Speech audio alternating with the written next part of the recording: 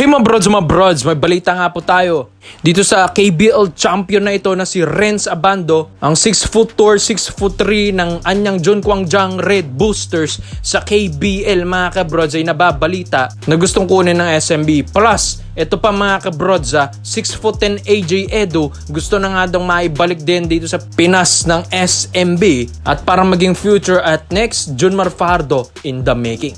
So ito nga mga bro, unahin muna natin dito kay Renz Abando. Alam din natin na nasa Red Boosters ito sa KBL. So medyo mahirap nga daw makakuha ito dahil napakalaki ng offer nito sa Korea.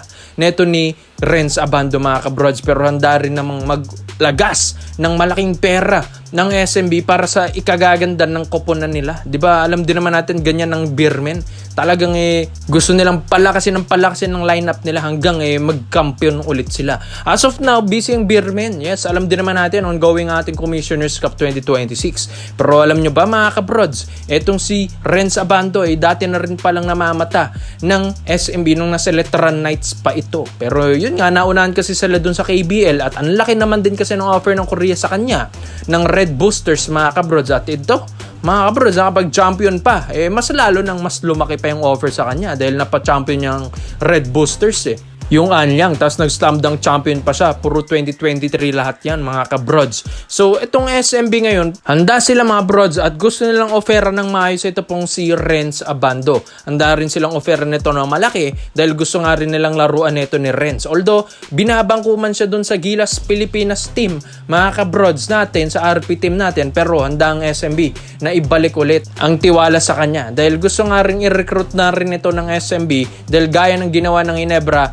dito kay RJ Abarrientos. Alam nyo ba, talagang ang laki rin ng offer ng Ginebra doon kay RJ kaya napabalik ito sa Pinas at nagpa-drop sa PBA. Parang ganyan din yung gagawin ng SMB kay Renz Abando. Gusto rin kasi nila yung laruan na ganitong mga shooting guard na may kayang maglaro ng tres, tapos athletic pa, taas tumalon, dunker pa ni Renz Abando, and napaka-athletic pa na player mga kabrods. Yan din kasi yung gusto ng SMB in the making sa future lineup nila. So ito pa, AJ Edu naman. Speaking of rebuilding na mga batang lineup ng SMB, ito na, AJ Edu. Siyempre, di rin magpapatalo ito pong batang player na ito. Kung si Renz 28, ito 26 lang mga kabrods, itong si AJ Edu. Ngayon naman naglalaro ito sa Japan B-League sa Ganmag Crane Thunders. So medyo 'di ba, mabigat-bigat mga kabrods, puro Japan B-League, puro KBL ang mga pinaglalaro ang gustong kunin na players ng SMB. Pero alam din naman natin, itong si AJ Edu pinaka-importante mga kabrods. Kahit di na nila daw makuha si Renz Abando,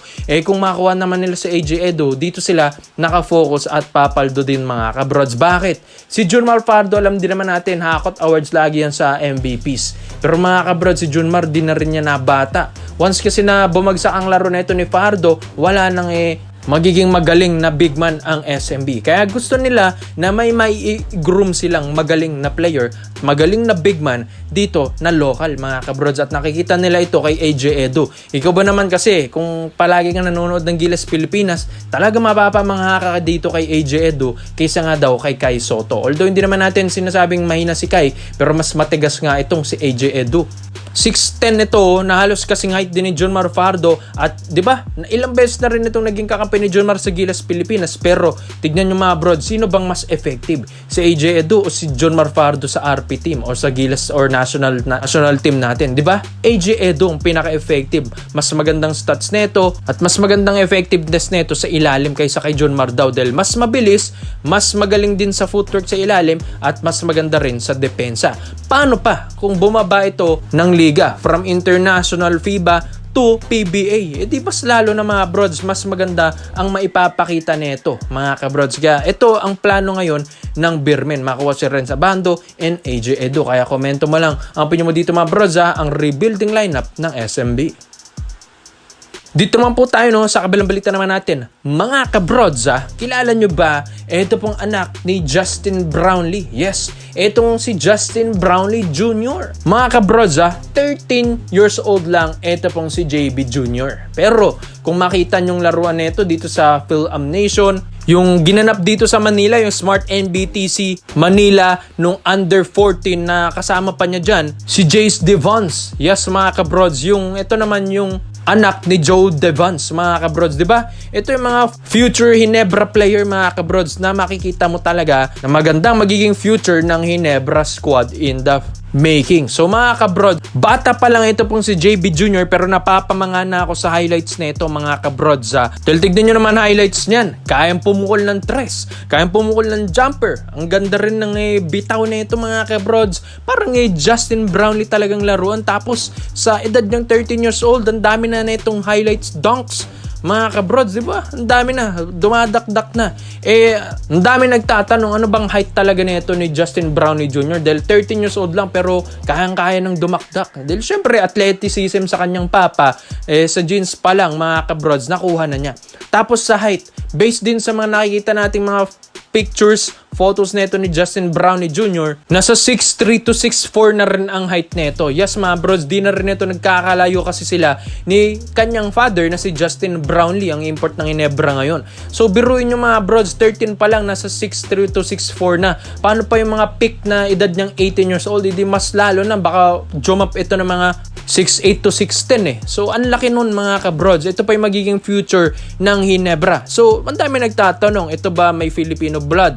Wala, mga kabrods. Dugong Amerikano pa rin ito pong si Justin Brownlee Jr. Pero yung mga sinasabi nila kung may passport na ba ito, kailangan kasi, mga kabrods, pinaprocess na. Ayon din ito sa mga reports and rumors na in-interview din dito kay Justin Brownlee kung may passport ng kanyang anak.